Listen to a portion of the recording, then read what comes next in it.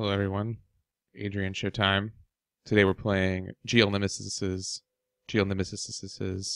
Sultai Land Destruction deck that he went 5-0 with recently. You can check out his videos on his Popper Competitivo channel.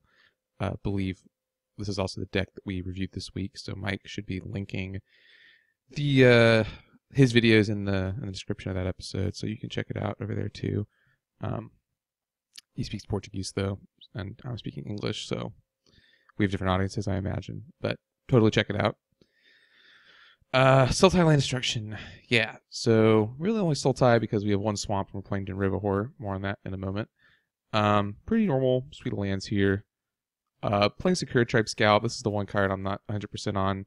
Just put a land from your hand on the battlefield. Doesn't seem that strong, especially if you draw it like turn 6.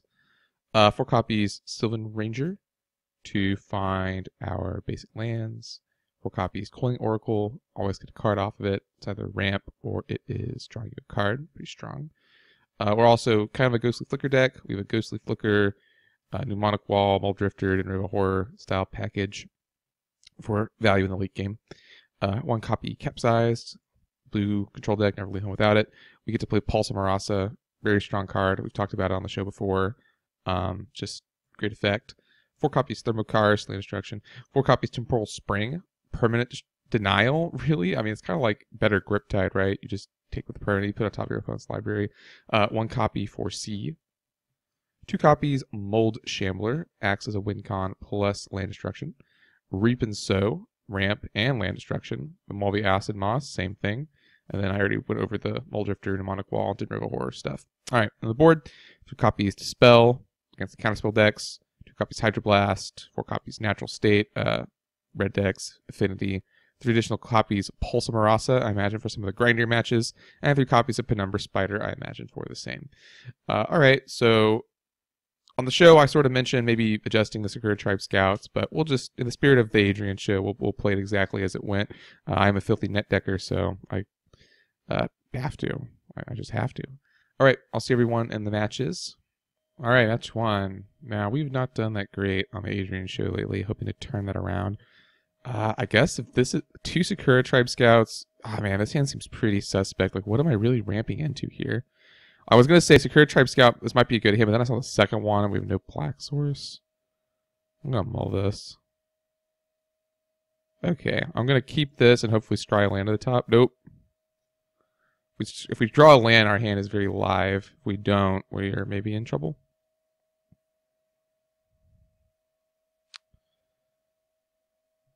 Okay. No turn 1 spell. Could be Boros. Alright, well, I screwed myself. It happens. It happens. Not Boros. Okay. Huh. Well, I do feel pretty good about winning against random decks. Come on, land. Dude, come on. Come on. Alright. I feel like we'd be in pretty good shape if I had actually drawn a land. Maybe that first hand, I don't know. That first hand still didn't seem very good to me. Is this be like I wonder if this is like an Impact Trimmers style deck playing 2 copies. Are they gonna Clodoth the Rebirth here? Oh god, no. Huh. Okay. Just basically Storm if you think about it. Joking. I need to draw a land right here. Huh. I think we should concede. No, information probably valuable. But I also at the same time don't want them to see what I'm doing. I guess we're never casting this Capsize. And I don't want to know I'm playing Land Destruction quite yet, although it may not matter. Yeah, taking 7 here, pretty rough. How do they beat regular decks? What if I had played Erishan Cleric? Oh, it's blue deck. See? Wouldn't have done that if I conceded. Manamorphose?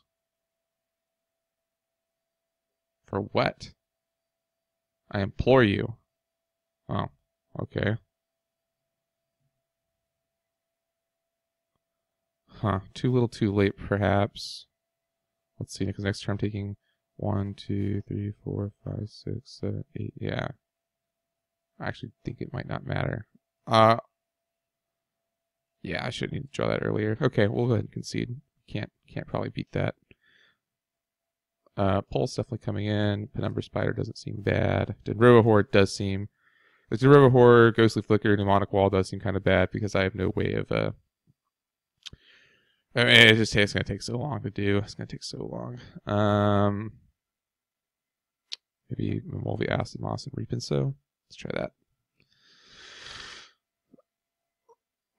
We didn't actually cast anything, so they don't really know what we're on. Oops. Let me exit that. Guess we'll play first. Yeah, this hand's a keep. Get to Temporal Spring some stuff. Secure Tribe Scout kind of dead.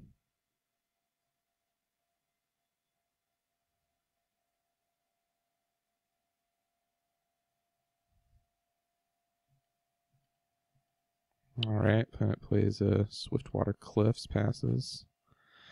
We draw Forest. I kind of like just running out the Secure Tribe Scout, because it'll let me play my bounce land on the other land in the same turn.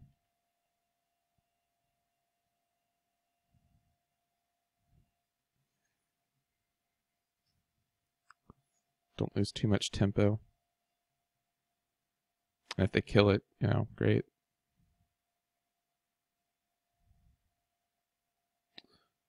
So next turn I will have 3 mana. Because I will, you know, play this in the Growth Chamber. Springleaf Drum, okay. Ugh, Coiling Oracle.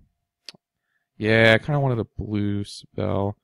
I can't actually cast anything this turn because I do need the blue. Because I have access to 3 mana, because I'll play this in the Growth Chamber.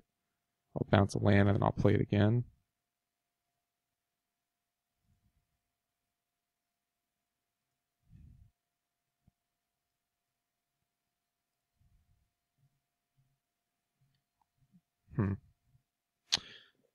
We can Coiling Oracle, or if we draw another land, we can Mull Drifter next turn. Our opponent's not really doing anything. Is this Koldath Rebirth? No, just Wogmore Marshal. I feel like our opponent is going to be pretty vulnerable to lane destruction once we get it going, though. Like, their deck seems pretty light. Sure. 4-1 Falls, not the worst. Let's... I think we should Coiling Oracle. Like Temporal Spring doesn't really help me here. So yeah, let's Coiling Oracle. Get a land, sweet. Play a land, sweet. Pass the turn, and next turn we can actually kick this Mold Shambler, right? 4, 5, 6, 1, 2, 3, 4. Yeah, we should do that next turn. Start blowing up their blue sources.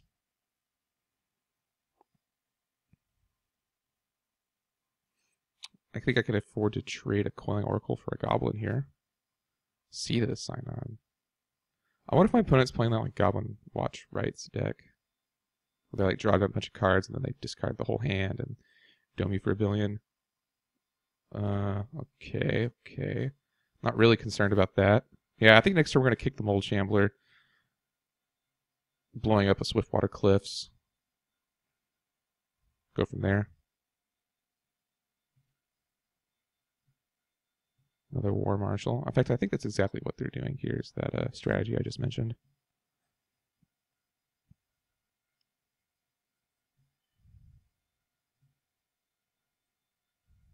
Mull Drifter.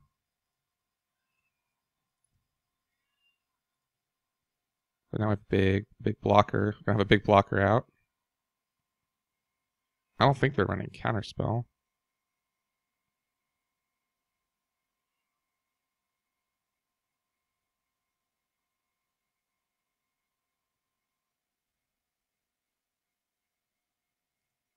Okay.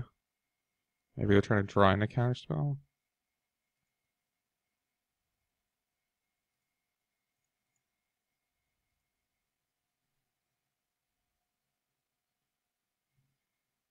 Are they gonna like bolt it? No, they just wanted the Manamorphose. Okay.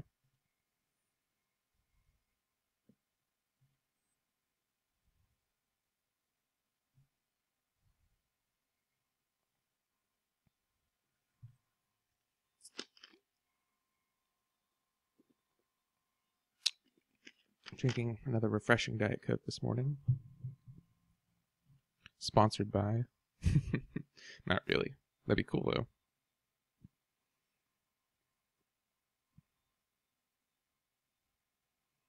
I don't think I really have a way of dealing with a bunch of tokens. And like, well, I guess if they keep blowing up their own lands, I'll just have a bunch of blockers. I think we're going to do the same thing we did last turn. We're just going to blow up the Swiftwater Cliffs. This game is going to be long.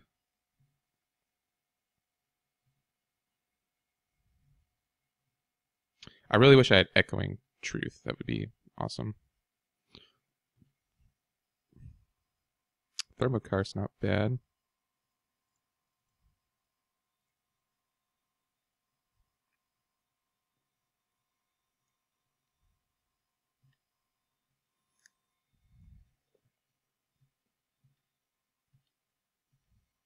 Like next turn I can Thermokar's Temporal Spring or something. They have so many goblins. So many goblins. Too many cooks. The brochure didn't say there'd be this many goblins. Draw another land, sure. It's the problem with land destruction sometimes. Just draw lands anyway.